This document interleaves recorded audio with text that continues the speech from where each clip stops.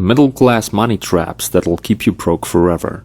The middle class often deals with money challenges that the poor and the rich don't have to deal with on such a large scale. For one, people in the middle class tend to have debt, which can sometimes be difficult to pay off. In addition, it can be hard to figure out how much money you need to set aside for retirement when you're not making enough to save as much as you should and still pay your bills each month. Luckily, there are plenty of money traps that the middle class commonly falls into that you can avoid if you know about them ahead of time. My name is John, and I help teach people about money, personal finance, and investing. If you're interested in improving your financial future, make sure to subscribe to the channel and hit the like button if this video is helpful. Paying off debt. It's a vicious cycle. The less money you have or can save, the more you feel like paying off your debt has to be a top priority. But while it's necessary to chip away at debt slowly over time, that 0% interest rate will never get any lower. Focusing too heavily on paying off your credit cards and student loans can leave little room for savings and other investments that could help create real wealth down the road. If you want out of debt for good, consider setting up a plan where you gradually pay off high-interest debts like credit cards first, then address your low-interest loans, like those from school, last. Home ownership and expenses. Owning a home can be a great way to increase your net worth, as long as you don't let homeowner expenses and upkeep get out of control. Make sure you have adequate insurance coverage to help with unexpected issues, like high-priced plumbing repairs, and trim down monthly bills, like utilities, by setting up automatic billing. Don't forget about renter's insurance, either. As many renters are finding out, it's not an optional expense when it comes to keeping your stuff protected. It's also worth noting that other factors can affect your home's value, such as rising property taxes or nearby construction. The point is, owning a home isn't a guaranteed way to increase your net worth. Not tracking food spending. Part of budgeting means monitoring your spending closely to help you determine how much of your consumption is truly essential and where you may need to trim the fat.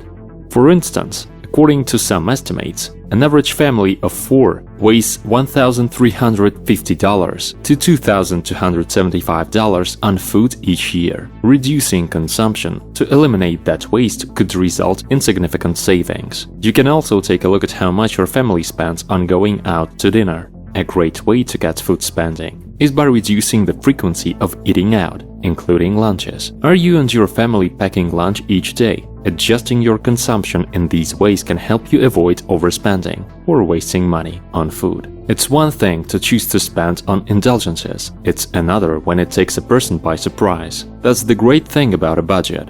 It actively forces you to make choices about how you choose to spend your excess dollars. Like exercise, budgeting is a discipline that turns into habit if done for long enough. Being in the red. The first step towards saving money is to stop digging yourself into debt. Though you may enjoy buying your way through life now, taking on too much debt can make it harder to save for a future goal. Rather than being in and out of credit card debt every few months, try not to charge more than you can pay off at once. If you're worried about having cash when it's time to make a purchase, try establishing a line of credit at your bank or look into getting an interest-free payment plan. Banks are often willing to work with consumers who are otherwise paying their bills on time. Buying new. Buyer's remorse is a very real thing, and buying new cars, computers, or TVs on credit only makes it worse. If you need something new, save up for it or shop second-hand, or better yet, ask for it as a gift. It might take a little longer to get what you want, but once you do, it will last longer and be worth more. And who knows, maybe then your phone won't drop calls and you won't have to look into getting a new car before you lease it up. Taking out student loans. After paying for tuition, housing, transportation, and books, you may still have some money left over to feed yourself. But that doesn't mean you can afford a college loan. Not only do these come with high interest rates that will get higher when your grace period ends, usually 6 months after graduation, but you might also start your career buried in debt without even a full-time job yet. Plus, student loans aren't dischargeable in bankruptcy court like other forms of debt, so try not to use them unless necessary. If you do have to take one out, be sure to keep an eye on your credit report after graduation to ensure nothing goes wrong with your loan servicing and payments. Bad investment habits. How many of your friends do you think are investing in ways that might not be conducive to their success? According to a Bankrate survey, 42% of Americans have either never invested or don't know if they have any investments. Not knowing what we are doing is one thing, but plenty of folks is misinformed about investing basics. The same survey showed 30% think bonds pay higher interest than savings account, and more than 20% think that stocks drop in value every time there's a recession.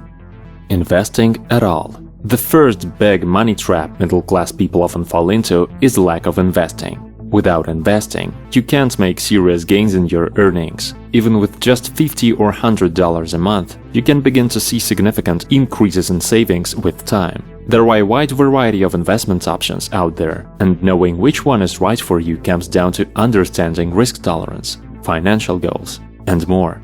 Your broker should be able to help guide you as well if you need additional assistance.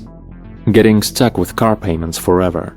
For many middle-class Americans, a car is a necessity, not a luxury. Unfortunately, due to skyrocketing gas prices and high car insurance rates, it's no longer as simple as saving up for your dream ride and making payments until you own it. You might be better off leasing your ride, and here's why. Leasing gives you access to vehicles that may be outside of your monthly budget range, with leases averaging about $350 per month and traditional financing averaging about $400 per month. That doesn't include taxes or maintenance costs. It makes sense to see what your options are before jumping into an auto loan.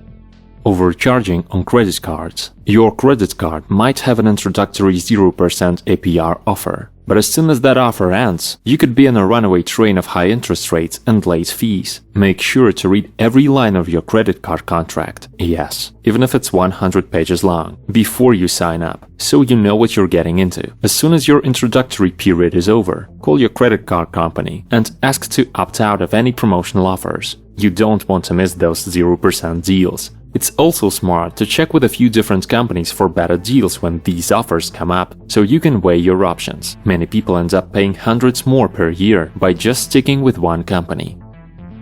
Getting your identity stolen. Identity theft is a lot more common than you think. In fact, according to one study, there are over 2 million cases of identity theft reported every year, and only 15% are caught by victims. In other words, if you have your identity stolen, there's an 85% chance that you will never know it happened. So don't make it easy for crooks to steal your personal information by creating paper trails around everything you do. If you don't need it, don't keep records of it. Many people have reluctance to pursue financial education. Most public schools offer very limited education on personal finances, so many Americans get by with what their parents taught them and what they pick up along the way. It's easy to think you've got things handled, but by learning more about financial literacy and best practices, you could avoid many financial mistakes and find your path to financial well-being. You're already doing so by watching my channel, and I'm so glad you're here and taking the steps to learn. Thanks for watching, guys. Like and subscribe.